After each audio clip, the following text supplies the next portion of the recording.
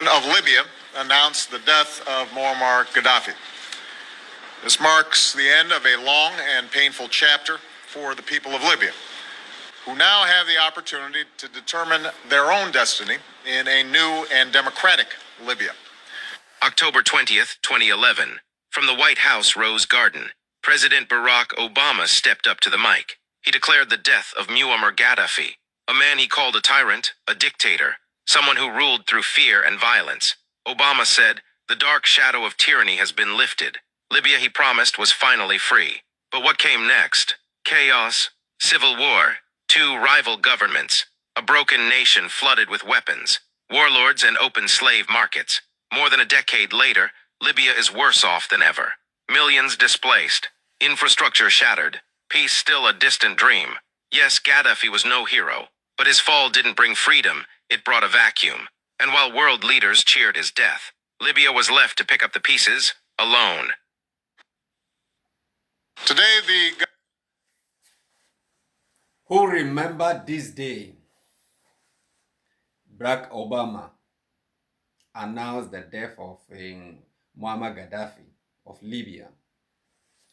I think many of us remember this day very well when Obama announced the death of Muammar Gaddafi. And he promised Libyans the free movement, the freedom of everything, freedom of speech and everything. What do we see today? There's not any free movement, no freedom of speech, and then the country is in chaos. They don't have a democratic leader. Two governments are fighting each other. This is what we were not seeing in Libya. 100% I cannot say Muammar Gaddafi is an angel or he don't have his own way in his own bad side. But what of today? Is that how the leaders want? If Muammar Gaddafi happened to be a European, happened to be a Western, they will celebrate him as a hero.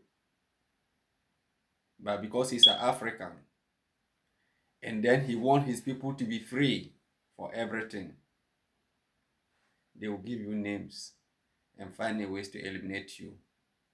And they did it and succeed. Africa, be wise.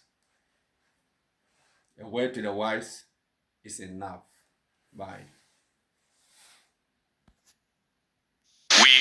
We appeal to you.